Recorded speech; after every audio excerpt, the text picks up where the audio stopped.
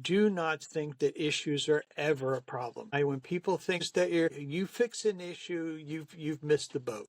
I don't care what the issue is. It's not important. What's important is what the issue dredged up. What happened when you got into an argument going over to your mother's house? Is it simply that you can't stand my mother, or is it something else that's going on here? It's always something behind it. And that thing that's behind it is also very simple. Take the time to remind yourself that it all starts inside yourself.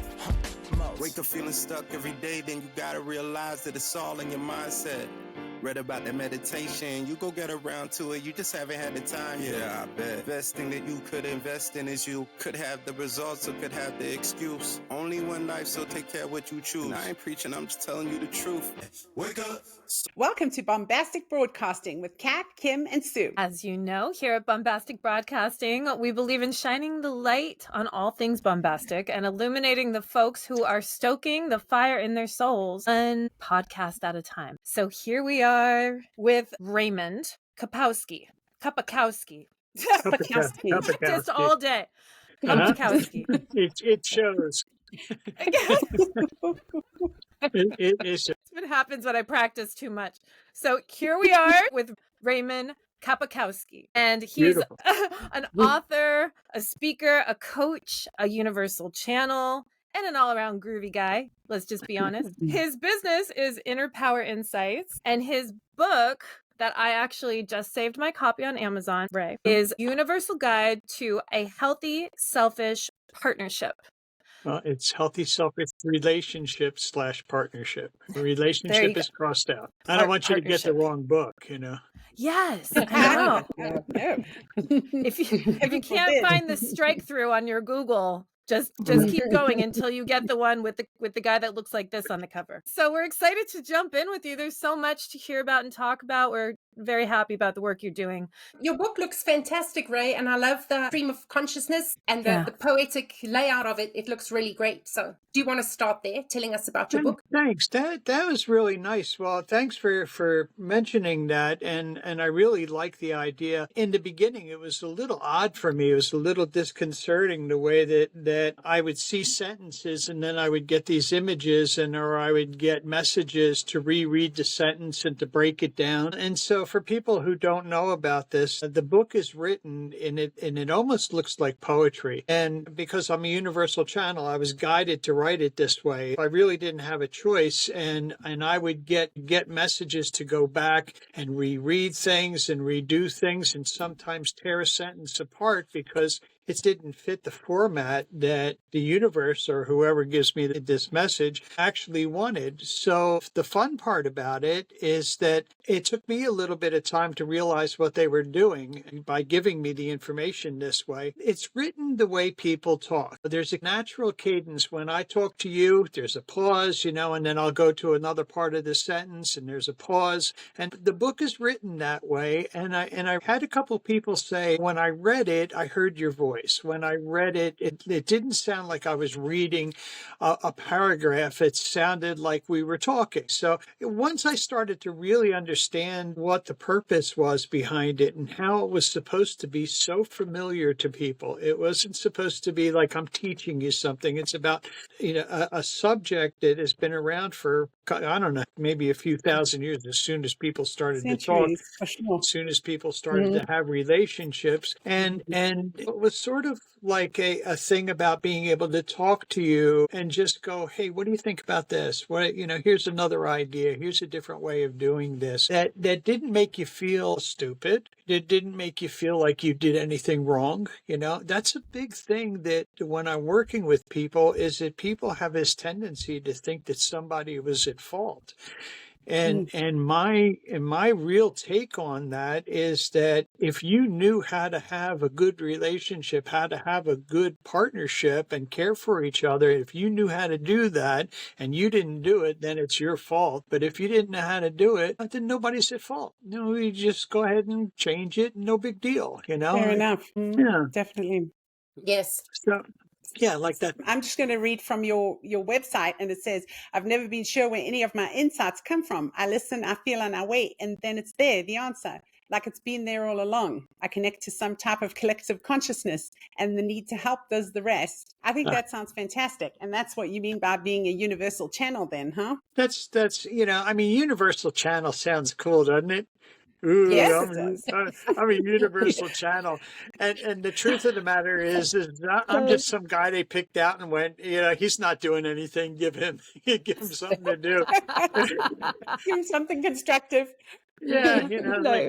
he's not going to stop us or worry about it or think about it or judge it or anything. He's just going to do it. And it's interesting because the book came out at the end of January, February, something like that. And I've just been being a guest on podcasts for the past few months or so. And so I really had to look at why is it that I get chosen? And I recognize that I've spent my whole life being chosen. My entire life, it's like when I was in show business at 9 years old, one of the nuns in school said he's got a great voice. The next thing I know, I've got an agent and a manager. The next thing I know, I'm standing in front of, Ray Fabiani at the Lyric Opera Company. And now I'm a singer and now I'm on, and I didn't do anything, it was just sort of like, keep him busy, let him do this. So I get to tell people wonderful things. I get to say, I studied with the Philadelphia Ballet Company. I was part of the Philadelphia Ballet Company. Were you any good? Who cares? I don't know. Yeah, that's right. I like that. They just said, hey, look, we can teach him how to do this stuff. And he stands around with the girl who is really good and she's really wanting to be this kind of thing. And he's the right height and, and he can pick her up. So, hey, there you go. He's give him the job. And it's funny that way, but I can look at everything that has happened to me and say tongue in cheek that I was chosen for this. I don't know why I'm doing it. I don't understand it. When I really moved away from the relationship part of my coaching thing, and I started to try and work with people and give them more information as it was coming to me, and the information would come to me, and I would say these amazing things, like the first time I heard it was just amazing. I was blown away by it. And the person that I said it to would look at me like, wow, man, you've all this incredible information and you're so smart. And I was looking and thinking the same thing. I'm going, where the hell is all this coming from? Wow, that was really good. Great. It was weird because it was funny because I kept telling Janet that it was sort of like both of us hearing this new stuff at the exact same time. It was coming through me in all honesty because there's a part of me deep down inside that really does want to help people. I really like people. I think the things that divide us are horrible. I think the things that we've been set up with are terrible. I want to see it all crash. I want to see it all change. And I want people to be able to come together and enjoy their lives and enjoy one shot at this. We get born into chaos. We're born into things that just don't work. So I don't think that you can change the whole thing at one shot, but I do think that you can get people to treat each other better if you tell them that they're doing it for themselves. They're a whole lot more likely to change, be nice to people because it benefits them. That's fine. I don't care. I love too that you said you really do get that shame and blame, which is kind of that weird human instinct, like somebody has to be wrong. And if you just can wipe all that away like you seem to and just concentrate on what the goal is, which is happiness, from what I've heard you say, happiness, love, not hurting each other, and you put it in this way where it's not this hoity-toity talk. You say it in a conversation kind of way, even with your book and when we speak to you, of it's a way of remembering what we've known, perhaps our whole lives or internally or in our consciousness. You're helping us get back in touch with that. So many things, because you really depend on your parents or on the people taking care of you. It's a survival thing. It's just something everybody does.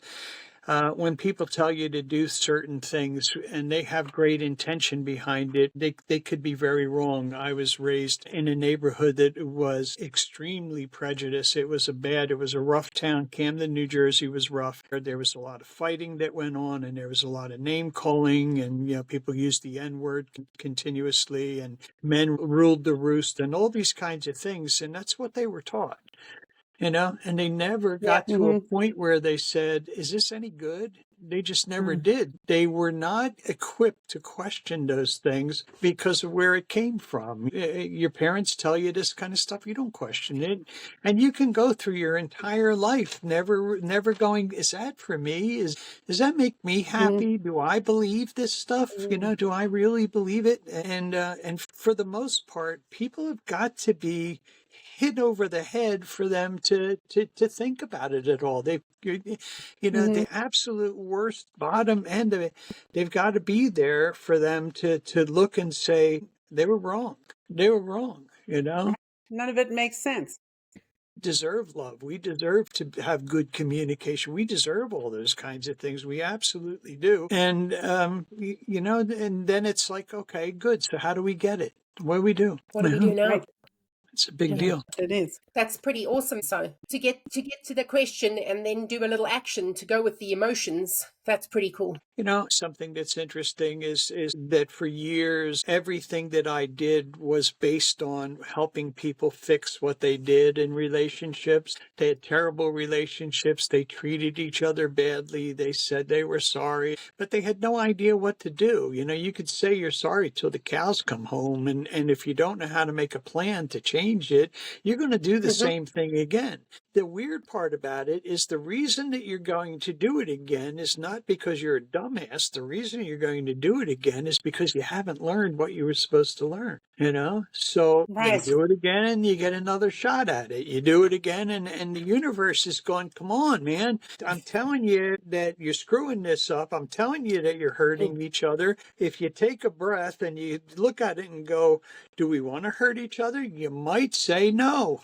We don't want to hurt each other. So then the next logical thing is, okay, so what do we do now? I'm sorry to interrupt you, Ray. No. But it isn't unlearning just as hard as learning sometimes, because these patterns that people grow up in, right? And you almost have to put the brakes on, like unprogram, unlearn, and start from a different place. Okay. So to me, that sounds like something that I have to deal with people. I have no problem in people going to therapists and doing all this kind of stuff. I wish that a lot of therapists would recognize that people come to me.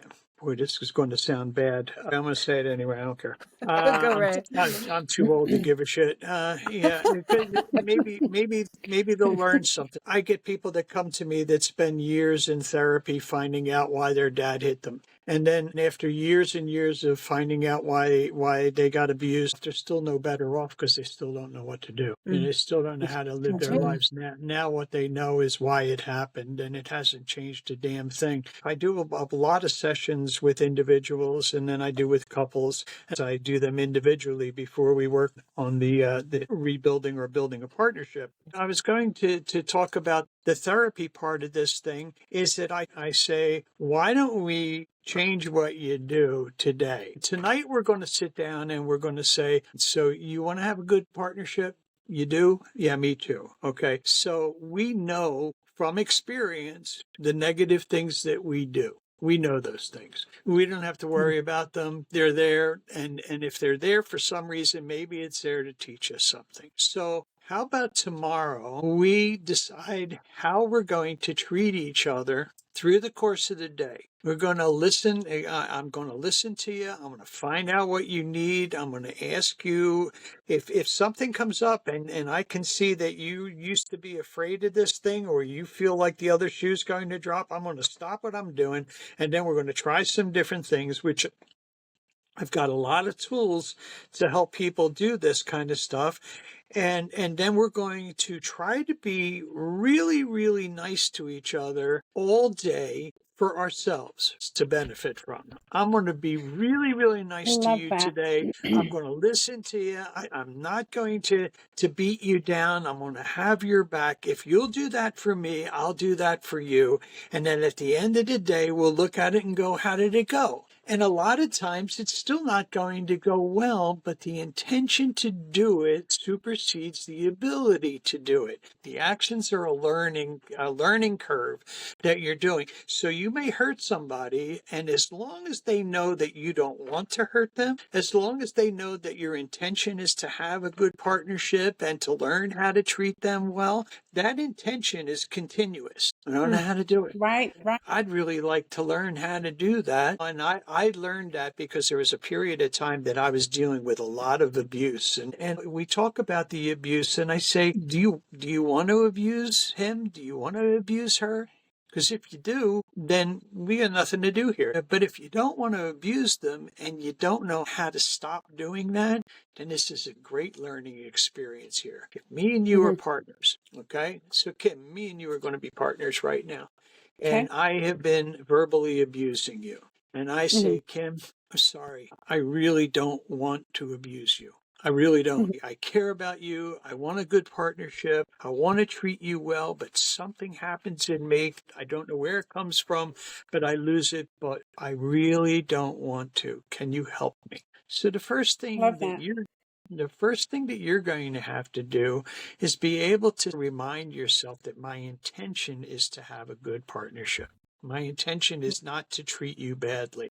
And the reason that you need to do that is because when I start to abuse you again, it's going to affect your feelings first. But if you're prepared to do something different, if you know that I don't want to hurt you and you believe that I want a good partnership and you believe that I care about you, then at that point you can come to me and you can do something completely different. It's so hard to not do that, though.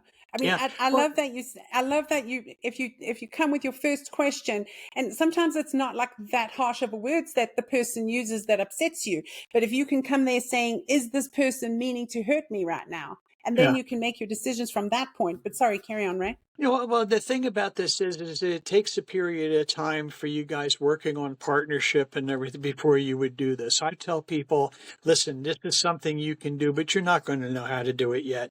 You're not going to be ready to accept it. Let's get you ready to accept it, and then we'll try it. But the thing that does work is, Kim, if you came to me and you said, hey, hang on a second, before you say another word, tell me you love me. You could say, before you're going to do anything, tell me how is this going to help us out? And if you abusing me is going to help us out, I'll think about it.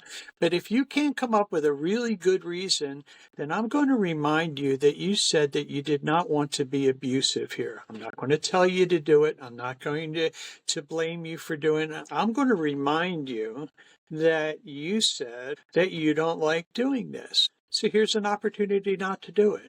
That's such a gold nugget, Ray. That is such excellent. a gold nugget. Thank you. There's a thing in hypnosis called the pattern interrupt. And it is amazing. And if you know how to use it, if you see somebody getting riled up, and because it's all patterns, you know the pattern. Here we go again. We're going to start this crap again. If you can do something to break the pattern, you can change the action. And I have told people, I love it. There's some things that I do that are so stupid and they bring me such joy. And I imagine people doing this stuff and I go, they're actually going to do it. They're really going to do this. But I know deep down inside that I'm right. I know it works. And I told one couple, the second that the pattern starts up, I want you to spin around and yell out, banana, banana, banana. I said, oh my God, that's great. Until the other person stops. Now, if you're getting upset and your honey starts spinning in a circle yelling banana, banana, banana, try to be mad when that happens. Try to continue doing that. It's hilarious. You can do that kind of stuff. There's so many things that you can do to break a pattern. And once the pattern's broken, then you got to go all the way back to the beginning. If you want to be pissed off again, if you want to be abusive again, you got to go back and you got to remember why you're pissed off. You got to build the whole thing back up again, or you don't have to. God, talk about a golden nugget, that spinning thing, because I thought you were going to say muskrat, or something like that, like in the Fockers, remember? But oh my gosh, I think everyone should try that immediately, because that would be You have to really work hard to be mad after that. It's so funny, but those are the kinds of things that I have gotten from the connection that I have. I don't know if they're people or if they're spirits or what the hell they are. I see them in different ways. I see them as clusters of energy, and I can recognize when they're there, and I can recognize sometimes the information that comes. I can recognize it, but I wish I was a little bit closer to it. And maybe I'm not supposed to be. I don't know. But I think it'd be fun to sit down and have a talk with them. It's been really cool. Ray, just I'm a creative person. When the muse knocks on the door, it's like I have to stop what I'm doing because she won't come back unless I pay attention. And then it's like catching butterflies, and I remember my intention a couple years back was help me stay connected to this source because I feel like it would move through me. I couldn't even take credit for it. Maybe you feel similarly, like you just have to go through the motions and you're as surprised and excited about what is happening and what's in the creation because you're only kind of like a conduit to it. And it doesn't happen all the time. I mean, you're a universal channel. I think you're right in that, and because my reach is supposed to be more global, there's things about this kind of thing that I don't want to narrow. I do a thing that I call percolating, and I'll get an image, a word or two, and I can tell that something is brewing. I can't force it. I can't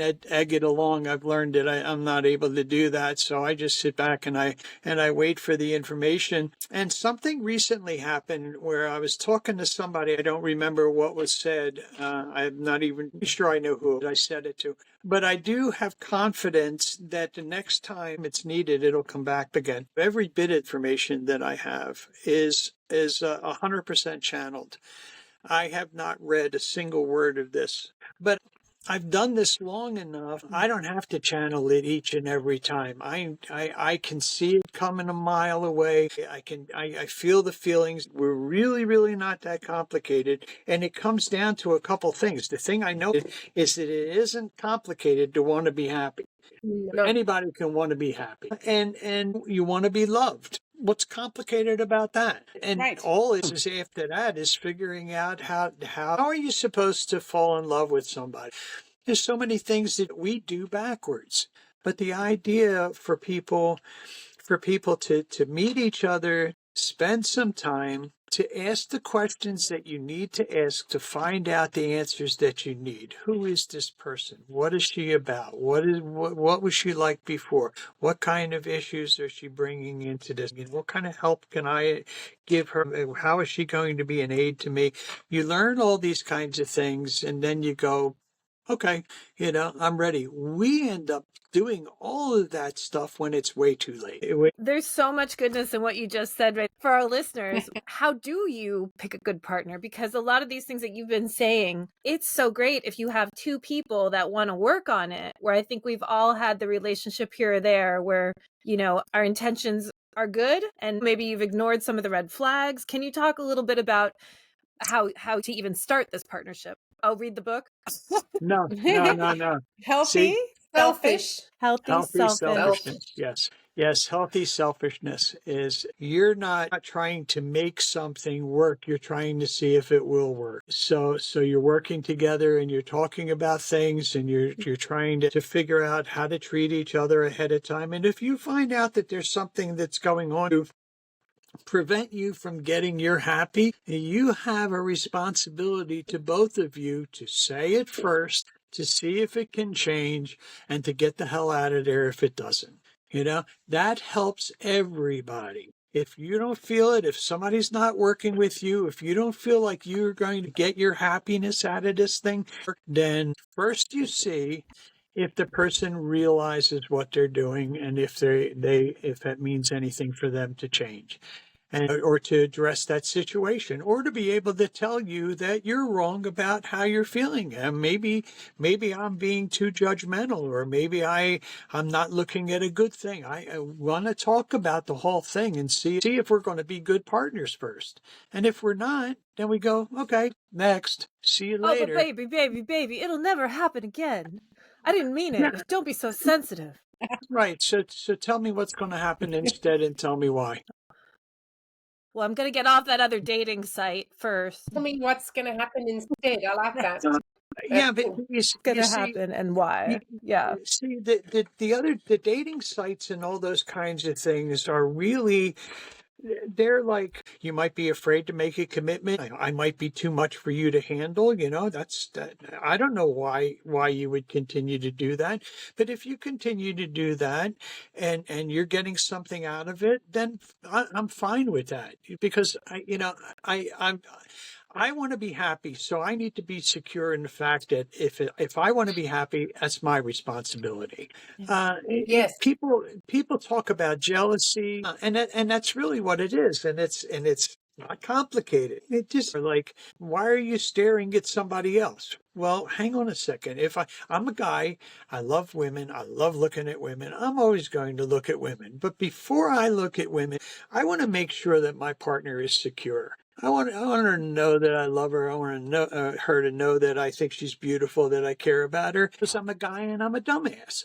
I like looking at women. So if you stop me from looking at women so that you end up secure, I'm going to look at women and you're not going to know. Yeah. Yeah, and that's creepier. That's not good. And then we're never going to be able to deal with the fact that you were insecure. Your insecurity, especially in the beginning of a relationship, probably has nothing to do with me. Probably has everything to do with the way other men treated you or other relationships have treated you. And so that kind of insecurity, I'm going to say, I can never take that all the way. And some of the insecurity is probably, in some areas, is probably healthy. It's not all bad, but if I know that you're insecure about me or about my past, I've been in show business almost my whole life. I was a bad boy. When I was playing rock and roll, I was banging everything that was stood still enough, long enough. And so could that be threatening to somebody? Absolutely. Is he going to be faithful? Am I going to be enough? So my job is to take all of those questions and address them. I address them. This is what I value about you. This is why I'm with you. I did all those kinds of things, and because there was nobody in there worthwhile for me to stop. I wasn't going to grab somebody and say, I don't really like you and we don't really get along, but I want to be monogamous with you so that somebody down the line doesn't think I'm a man whore. Ray, you should really just get out of your shell, man. Like, don't be so reserved. I'm trying. I do feel more open with you girls. Oh, because we're bombastic. Hey, hell yeah. There was something that grabbed me when we were able to speak the other day, and it just filled my heart so much. You were really embracing and encouraging, the females have their journey right now, and stepping into like a power and the emotion and the process, and the same with the men, are able, like, we each have to stand in ourselves and be allowed to be ourselves. And I think that was part of what the partnership, that your purpose is about. Can you talk a little bit to that, please? Well, I think that it's an uneven playing field to begin with. You guys, girl is born, but she's still a baby, and they give her a baby doll, and so you guys are geared to be mothers. Wow, ha cha cha. Okay, all right. Yeah. Whoa, that was cool. Mother. Okay, mother, father thing. Okay, great. Hang on. So anyway, that's what happens. Sorry, guys. Cool, love it. Come and go, come and go, come and go. Okay. Wow. Give me a half a second. No worries. I don't want to lose that. Write it down. Write it down. Yeah, that's what we're doing. Yeah, that's great. I feel the next book coming on.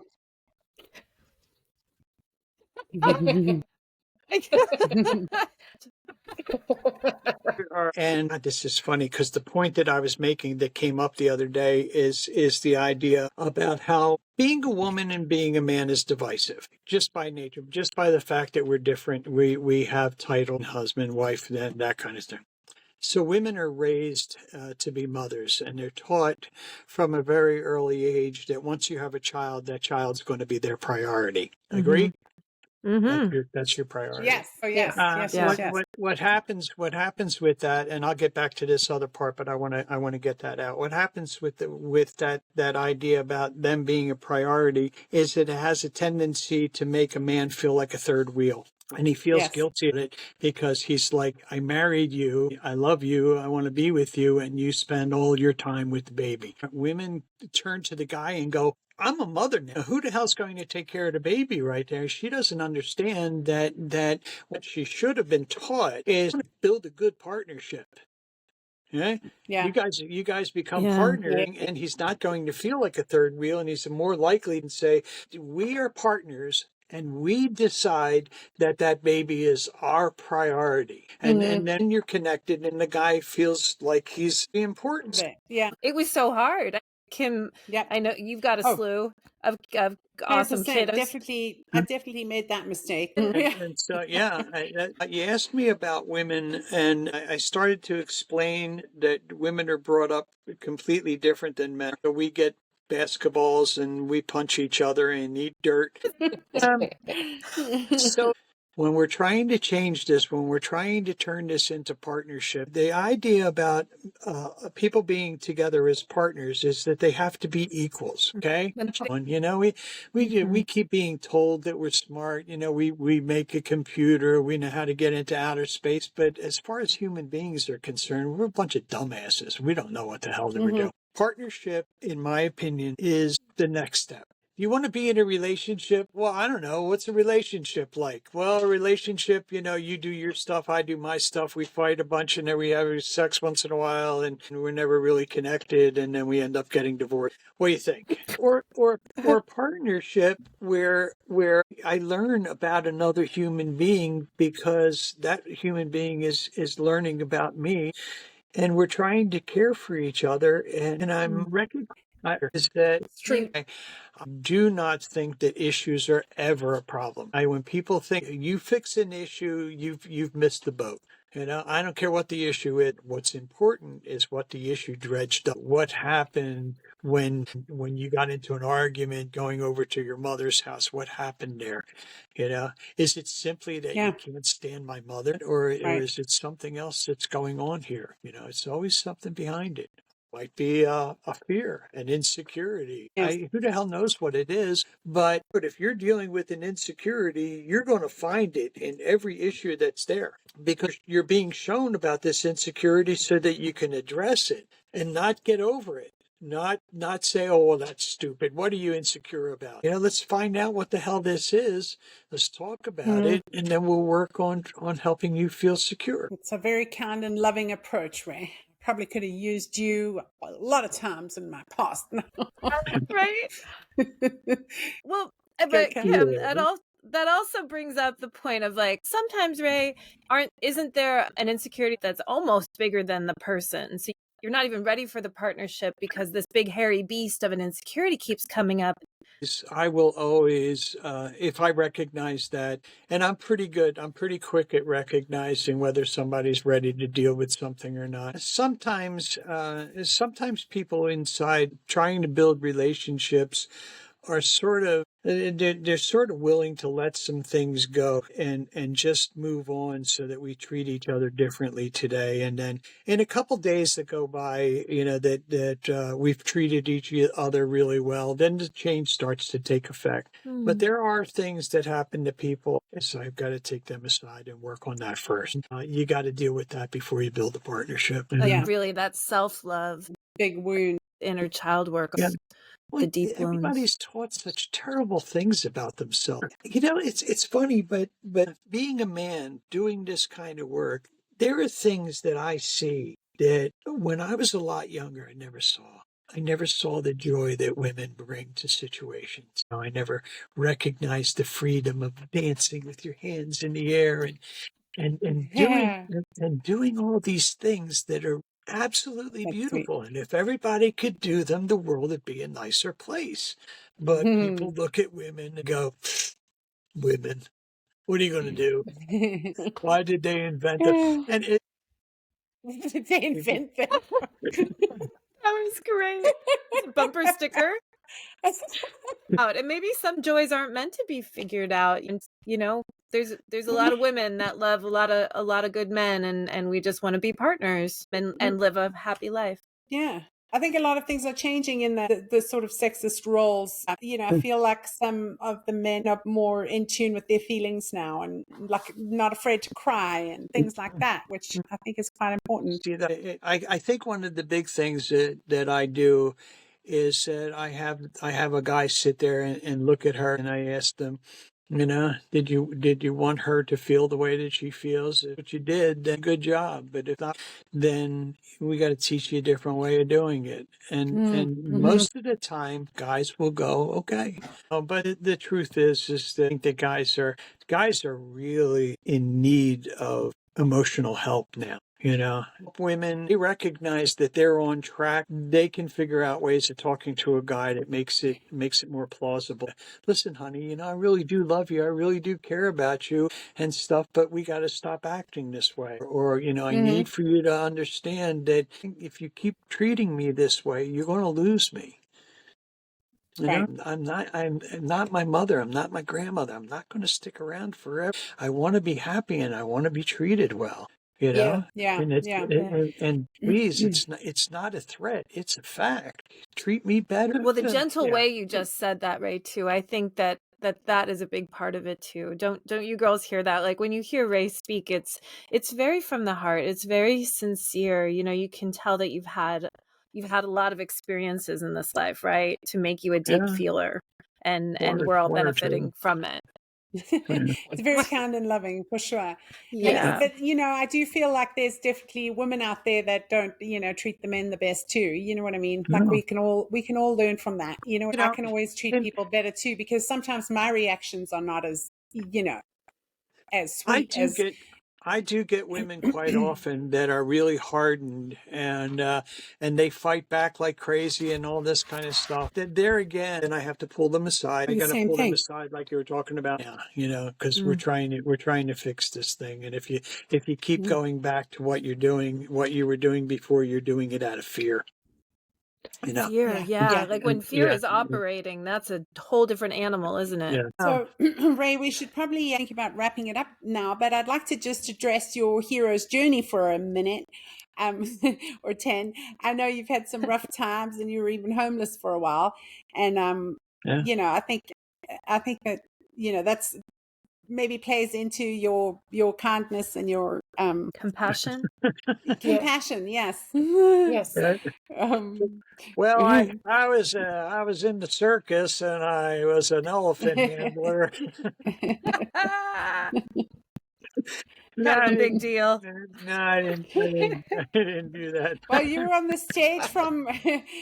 stage from like 9 years old. That's kind of a crazy life, Yeah. That's a lot for a kid like that to handle, a young kid. Well, yeah, I think it all goes back. I think I had mentioned before that I was born drunk. I met my mother. She told me she was a lesbian. She told me she was raped and she was drunk during delivery. She didn't know when I was born because she said she was drunk the entire time. She had no recollection of it at all. A lot of pain. And got adopted into a wonderful family that put me into show business right away, which was a very loving thing for them to do. But I really needed to be home and have somebody say, it's like, we need to take care of him, because I needed a lot of care. And so I viewed going into show business, and show business was a big deal because it wasn't, like family theater. This was like real, Lyric Opera Company, subsidiary of the Met, Dancing with the Philadelphia Ballet Company. This was a lot of really serious top end stuff. And and if I can describe my feelings later on in life about that, it was, if I dance, will you keep me? If I sing, will you love me? And the answer was no. The answer was no. It wasn't going to be good enough. I wasn't able to read. I forgot when I read my first book, but it was probably 18 or 19 years ago, where I actually read an entire book. And Wow. and so I'm not very good at that, but I could read. I mean, I've got the best words.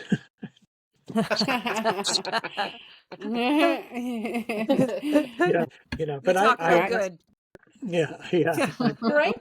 Do you No, still sing? no, I No. absolutely lost my voice. Yeah, I had Wow. I had an incredible range. I could sing. I could put a high harmony over somebody like Smokey Robinson, who I met years and years later. But Wow. I mean, I was a boy soprano, and I had my falsetto. My falsetto was, I mean, I didn't piss dogs off, but I had an amazing range, and the jump from my natural voice to falsetto was you couldn't detect it. And I left school. I left somewhere around my sophomore year. I lost 7 friends in my sophomore year to drugs, and Oh, Oh my God. I can attest to the fact that heroin does in fact lead to pot, and ooh. yeah, and so I did a lot of traveling. I was a road musician for a bunch of years. I replaced Jim Croce in a band in Glassboro when he took off with Maury Mulehausen to do his record and stuff, and I replaced him as the Wow. lead singer of that band. So I've Wow. always been sort of on the edge. I like a couple steps away from really making it and never really making it. And Mhm. that was okay. I'm glad about that now. Mhm. I was a drummer for a bunch of different bands and things, and I did that, and I still had some vocal ability, but I blew out my vocal cords. I probably have polyps at this point. I sing happy birthday, and after it's a happy birthday, I'm like that. So yeah, so I'm glad that all went away. I got into drugs when I was 11 or 12, but I started doing LSD around 18 or 19 in that area. I'm not really good at that, but yeah, a lot of drug abuse. I ended up on the streets. In 1984, I was shown to the doors of Alcoholics Anonymous, because they were willing to give me coffee and cookies, and I had really lost my mind at that point. I was one of those street people that you talk to and you walk across the street from because I didn't make any sense. And Oh, uh, and it goodness. took a bit of time and a lot of love from. I had two different sponsors that really took good care of me and helped me along. And then Wow. it was like a rocket shot after that. After I stopped hurting myself, and that was the big thing, is that I got to a place. My sponsor was a guy named Bob Severance, and I think he passed away a lot of years ago. And he got me to recognize that I was hurting myself and that I didn't need to do that. Mm. And with my Camden background and being a street kid as well as everything else, did a lot of fighting when I was growing up. I decided that I would hurt you, but I wasn't going to hurt me. And I realized Mhm. that I probably wasn't going to hurt you either. You know. But Mhm. so I stopped hurting myself. I stopped hurting myself, and then everything changed from that point. And It's an Fantastic. amazing story. how many years now have you been sober? You've been sober a For lot of about years. four, about 40. Wow. Yeah, 40. yeah, about 40, Amazing, about 40 Ray. years That now. is amazing. Yeah, Well, it's really been nice, but um, I don't have any need for it. I just don't Mhm. have any need for it anymore. And Wonderful. here's a secret: ooh, let's hear. people that drink a glass of wine, I don't understand them. But it, I do not know why you would drink a glass of wine. I don't know why you would leave half of the glass on the table. That totally bewilders me. I'm like, what's wrong with you? You drink wrong. You're doing it wrong. You're doing it all wrong. Like that saying, I used to have a drinking problem. Now I'm great at it. So,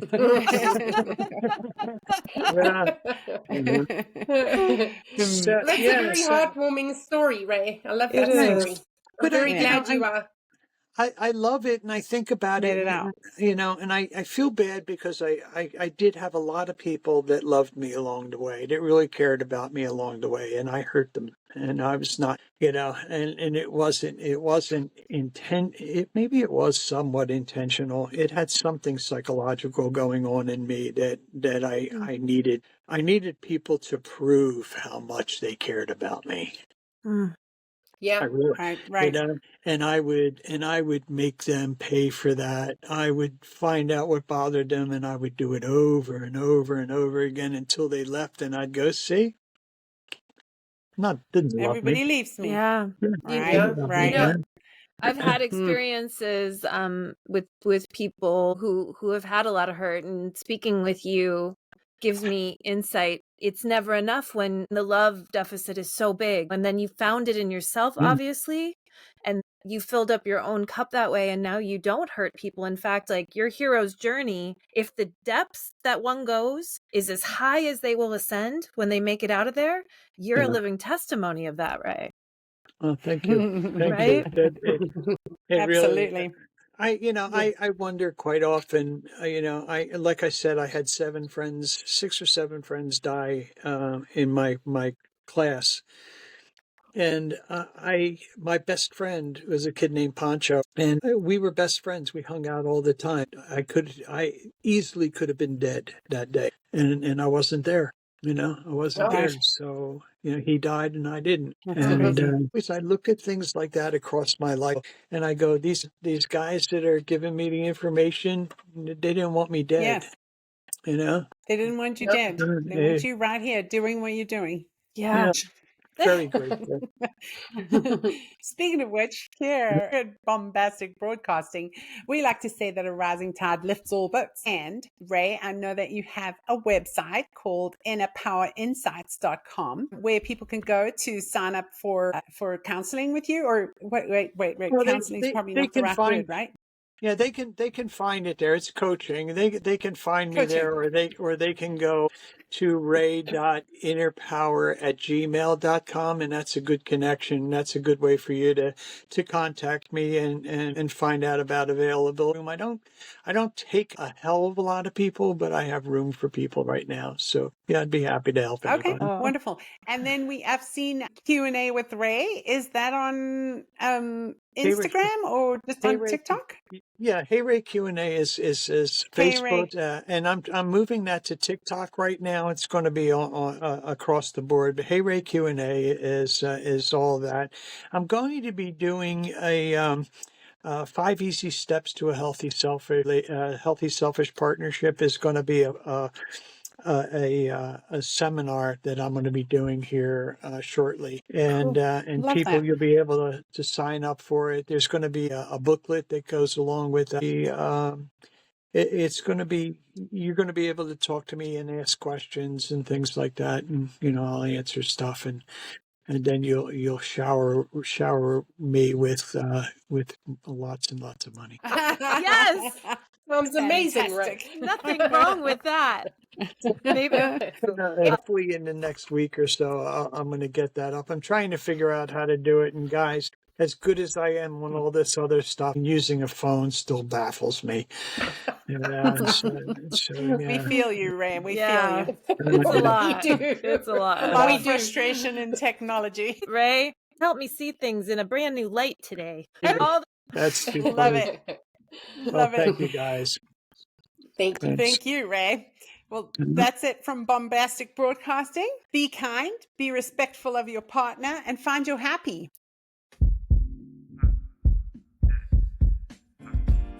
Wake up.